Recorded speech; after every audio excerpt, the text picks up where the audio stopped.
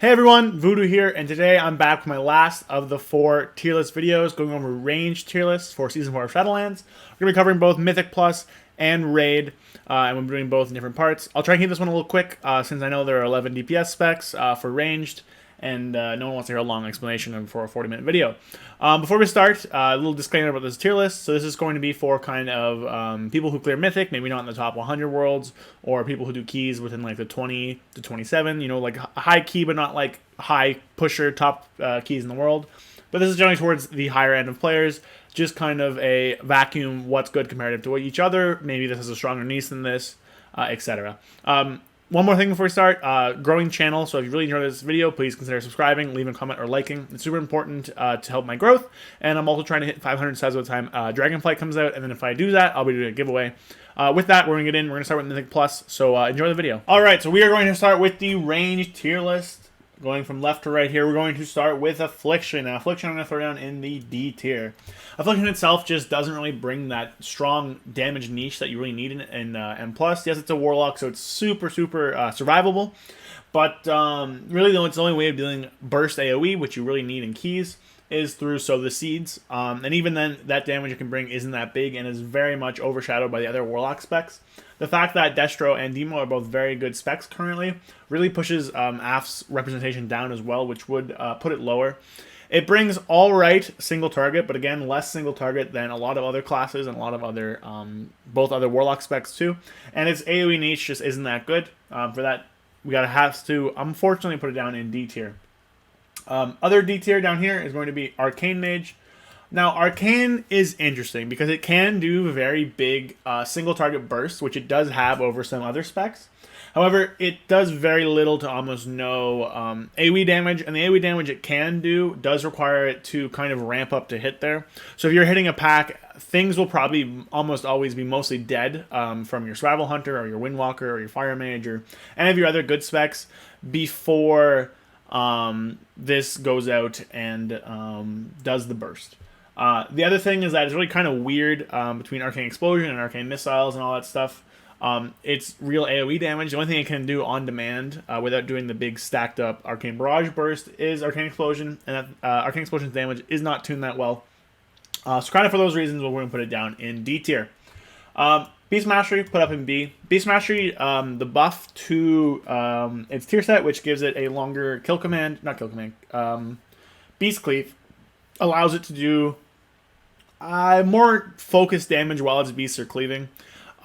The fact that it also is uncapped now and does a lot more damage than it used to does lead to Beast Mastery kind of representing itself higher on the tier than in other places.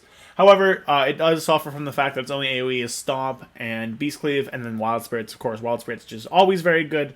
But because of this, you kind of don't see BM topping the meters at any point. They do bring decent single target, but their AoE is kind of lacked on what they can do. Very strong sustained, low burst, so they're not really going to be in your S or A tier, but they are fairly decent and can do good damage.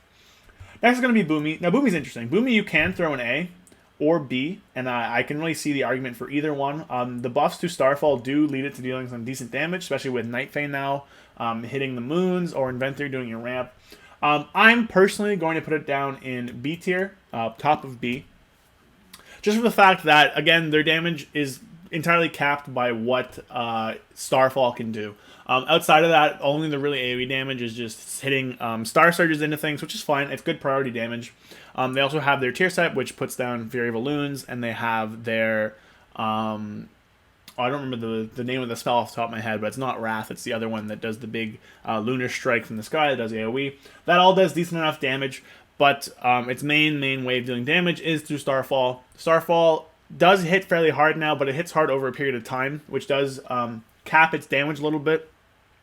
Likewise, it also is on a cooldown. You can't have it 100% uptime, so that'll put it down in B tier. Now, this one's close. You can definitely argue that it's A, but my tier list, my placement, put it in B. Next is Demo. Demo is an easy A tier. Demonology has very good single target and very good on-demand burst every minute or so, minute and a half with Tyrant. You also can be running the Implosion Legendary to bring some more AoE damage, or the Dog Bite Legendary to bring some more AoE damage outside of your big Tyrant windows. If you Dreadlash a pack with your dogs and then Implosion them, you can do a very, very large chunk of AoE damage, which is very strong. They also bring really strong single target whenever you get to those bosses with pretty much the same build that they are running for AoE. So you have strong damage breakpoints in the areas where it matters, which is very good. They aren't an S tier because, of course, they are capped, only doing damage with all their imps. They don't have that strong burst or all the time damage that some other S tier specs, which we'll get to, do have. They do large damage when they have enough imps, but if they don't have enough imps, there's not a lot they can do. And for that reason, we're going to put them in A. I will note they're very, very survivable, and they do bring a stun and an interrupt, which other Warlock specs don't, which is always good. Next, Destruction. Boop, S tier. So Destruction got nerfed recently. And by recently, I mean Tuesday. If you're watching that this week, it came out. Nerfing their Rain of Fire damage and their Infernal Immolation Aura damage. I believe it was working out to be at a 10% nerf. However, a 10% nerf will still put Destruction in a good spot. Destruction itself has incredibly strong uncapped AoE due to the feedback loop that Rain of Fire generating Soul Shards brings, which then generates more Soul Shards, which brings in more Rain of Fires, and the cycle continues.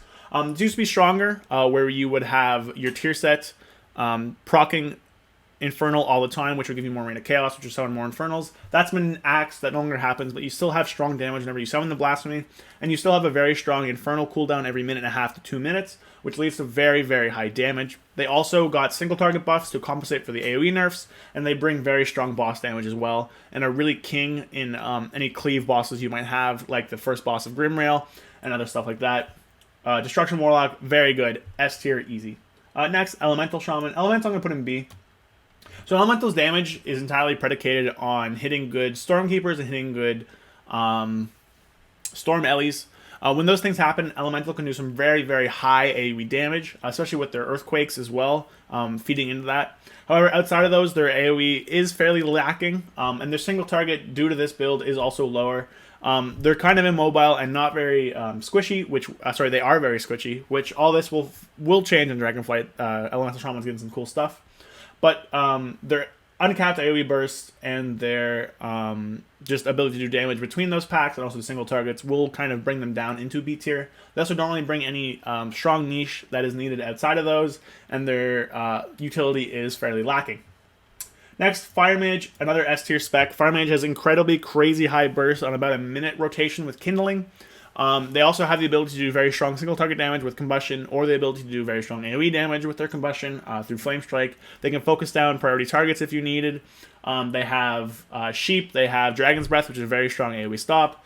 They are practically unkillable with 2 cheat deaths and an Ice Block. Fire Mages are just all around one of the best classes you can possibly take. They're very mobile because their burst is all instant cast during Combustion, and they are an easy S tier spec. Frost Mage will put in C. Frost Mage lost a lot of power with the nerfs to Blizzard and Frozen Orb damage and CDR, causing them to very much drop down in the rankings. Likewise, the nerf to their Icy Veins Conduit leads to them having less uptime on that, which means they can also drop less runes. Not existing anymore, or the whatever the Season 2 affix was, I don't remember. Oh yeah, those animal powers leads to them just being overall less good, especially when compared to Fire Mage. Their damage is fine, they do consistent damage, but they don't have that strong burst anymore all the time with their orb coming in, so they're going to sit in C tier.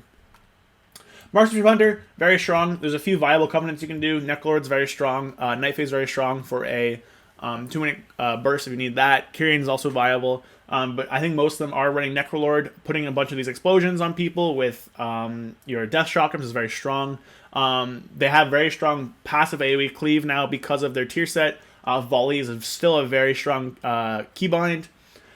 And they will do good single target damage. They're going to be held back a little bit outside of Volley. They don't really have that uncapped, Volley and Explosive Shot from Death Shock, and they don't really have that uncapped damage potential that things like Destro or Fire do. And they are Hunters. They're a little pretty squishy, especially because Turtle is just a bad cooldown, and Hunters themselves don't get the ability to have Tenacity Pet or Leech Pet. They just get the very poor 3-minute 20% CD DR and a 6-second cooldown, which is pretty bad. So we're going to put them up in A tier. Last, I'm going to put Shadow Priest up in A. So Shadow Priest does do pretty good single target damage, and they do really good damage whenever they have Void Form. But the recent buffs to all of their AoE with Searing Nightmare, the AoE version of their channel, I don't remember the name off the top of my head, and then also Shadow Crash, actually leads to them doing some really good uncapped AoE when possible. However, the fact that they do have to take Searing Nightmare does gimp their single target a little bit, and their damage outside of these windows where they have Void Form is also lacking a little bit. But overall, Shadow Priest has gained a lot and is very good in some of these larger pulls that you can do. And the amount of apparitions you get going out and with your tier set proccing your Shadow that deal AoE damage, Shadow is in a decent enough spot, and it is deserving of A tier in my opinion. Now this is another one you could argue down in B, maybe swap it with Boomy, but I believe that it's going to end up like this. So these are my guesses for M+, and next we're going to move on to Raid. Okay, so next we are going to go on to the Raid rankings. Now there is one thing that is very unique to this season that other seasons kind of haven't had this issue. That's the fact that this season actually comprises of 3 different raids. So a spec's ranking will change pretty heavily depending on the raid you're in. Just depends on how well boss fights cater to that spec specific niche. I'll try and be as general as possible. But overall, these are fairly volatile depending on what raid week it is. So we're going to start with AF. AF I'm going to put in D. I don't think AF really brings that much to any of the raids specifically. It has some good value on some fights like Sardonathrius and Castle Nathria. But overall, really, AF's niche, it just isn't filled by anything that other classes can't do. It doesn't bring that strong burst, doesn't bring that strong single target. It can't really cleave that well because it's all just dot based. And really, anything it can do, the other Warlock specs can do better. So I'm going to drop it down in D tier. Now, of course, it is a Warlock spec, which means that if all you have is an AF Warlock, then the AF Warlock is the best Warlock for you. You need Gateway, you need Health Stones, you need that kind of stuff. But overall, I don't think AF is that great of a spec in these raids. Next is Arcane. I'm also going to put Arcane down in D tier. Back in Sanctum Domination, the first time around, Arcane was actually a fairly good pick, and possibly better than the other mage specs that you could do. However, Fire is very strong right now, and I think Fire and other mage specs overall just bring more than Arcane. Arcane's thing is this big burst every minute and a half to 45 seconds. Outside of that, it does literally anemic damage, so if you need a target swap or you need to kill something, you need to deal with maybe the Fated Mythic Affix, you need to deal with something, Arcane can't really do it. Arcane also suffers from the issue that if there is movement or some kind of forced downtime during your burst, you would just get gimped incredibly so, and your damage falls through the floor all the way to the basement. So I think Arcane just has too many downfalls to really let its benefits shine, especially compared to other mage specs. Next, BM. I'm going to put BM up in A. Now this is kind of a tentative one. BM right now is performing really well, but I think that a lot of that is kind of due in part to the fact that BM has a lot of movement. So when people aren't used to these fights, when you're not used to the Fated Affix, BM will shine better than a lot of other specs. However, overall, I do think BM's pretty good. I don't think it'll fall below B. I think it could be either an A or B. It does have very strong single target. It suffers not at all from movement. It's also really good at doing mechanics. Brings a lust, sure. The fact that its pets do a lot of its damage too means that if you're away from the boss doing something, it's not that big of a deal. Very easy to play as well if you can pick that up, and its damage is quite good. It has strong cleave with Beast Cleave. So A tier, could be B tier, but I'm leaving it in A. Next, we have Boomy. I'm going to put Boomy in A as well. Boomy brings strong burst with Venthyr. It also brings strong burst with Night Fae, so you can have those kind of two different bursting profiles. One's on demand with Convoke, and one is from the ramp with Venthyr. I think the real reason Boomy gets an A is the buff to Starfall. So before, Boomy's big thing was that it couldn't really do too much. You kind of brought it for that Starfall cleave, but then Venthyr got nerfed and it was kind of lost that niche. But the overall buff to Starfall kind of brings it back up and more in line with the ability to do that spread AoE that a lot of bosses in Castle Nathria and Sanctum do take advantage of. There's some of it in Sepulture, but not as much as in the other two boss fights, not raids. As well, the new Fated Affix has a lot of this spread AoE damaging that can happen. So really, I do think Boomy is pretty well situated for this raid. It's also very tanky, so I think there's an A tier. Next is Demo. Demo I'm going to put in S tier. Demo has an incredibly strong 1 minute burst profile with Tyrant. A lot of its damage is from imps and pets, which means that you can kind of be doing something and a lot of your damage will come out of this. It brings strong damage in between of everything, like in between your burst windows. And it is also crazy survivable because of Soul Link, linking you and your Felguard together. Demo just has incredibly strong single target. It can swap fairly easily with Implosion. It can do damage and AoE with that. And I just think overall it is one of the best options for ranged for this season. Next is Destro. Now Destro is interesting because on some raids it's an easy S tier like on Cathalonathria. In some raids it's pretty much a C tier like in Sanctum. It's not very good in Sanctum. And then Sepultura, it sits somewhere up in the middle. So I'm going to give it a B tier. Because really its niche is Havoc windows. If there's like a good thing that you can Havoc, then Destro is going to be very strong. Likewise, if there's lots of ads that you can hit with Rain of Fire, then Destro is going to be very strong. But if this was like a pure single target thing with, it's just not, it's going to fall off a little bit there. The nerfs to Immolation Aura on your Infernal also kind of hit it a little bit harder than maybe some other things would have. So realistically, B or C I think are fair. I do think it's very good in certain fights, but in others it's not that good, and you can be pretty easily bottom of the meters. So it's kind of a weird place to put it. I think this is probably the hardest one to rank based on the 3 raids being around. But I'm going to leave it in B tier for now. I think that's a fair enough spot for it. We're going to move on. Next is Ellie. I'm going to put Ellie in C tier. The thing with Ellie is that Ellie is very sleeper and very good on certain fights. Ellie can be an easy S tier, easy A tier on a lot of fights. But on the other ones, it just falls flat completely. The fact that you're so locked into your legendary choice for single target means that you do lose out on a lot of AoE. Likewise, because of your tier set, you can't really have any survivability with your Earth Elemental. They do good on fights that has the Faded Affix, summons a lot of ads if you decide to pad with Storm Elemental, but I wouldn't really recommend that. I just don't think that their profile in their single target or in their cleave or anything they can do really fits to be that conclusive of an S or an A tier. However, I do think there's lots of fights where it can shine, and I do think that there is definitely some play for it to be up here. I think out of everything, these two, Destro and Ellie, are the ones I could be the most wrong about, but there you go. Next is Fire. Fire I'm going to put in A tier. Fire is very strong single target. They have the ability to cleave very easily with both Ignite and with their Flame Strike. And they also have Burst on a very short window that just lines up very well against all of the Faded Affixes as well. Fire is just going to be a very good spec in everything. They have multiple cheat deaths. They have Ice Block. They have the ability to move around kind of unhindered during their burst. They have Blinks. Fire has everything you'd ever need. Fire is an easy A tier. Next is Frost. Frost I'm going to put in C. Frost single target isn't that great. However, if there are ads to cleave off of, Frost does very well and is one of the better cleaving specs. There are a few of those, especially with the Faded Affixes, summoning things that Frost can either Blizzard to get CDR on, or for things for it to cleave with their Frost Lance. However, outside of those fights, they don't do a lot. They are fairly mobile. However, they aren't, they don't have that many cheat deaths. They don't have, they have 2 ice blocks, which is fine, but less useful than a lot of other stuff. And they are very squishy. They're one of the squishiest classes in the game. They don't really have a lot. So I'm going to leave them in C tier. However, they do shine a lot on certain fights. Next is Marksman. Marksman I'm going to put in B. Marksman's pure single target really leaves it behind here. However, the fact that they do get passive 2-target cleave with their tier set definitely bumps them up from where they could be. The Hunter, them being a Hunter with no pet also means that they are fairly squishy, which drops them down.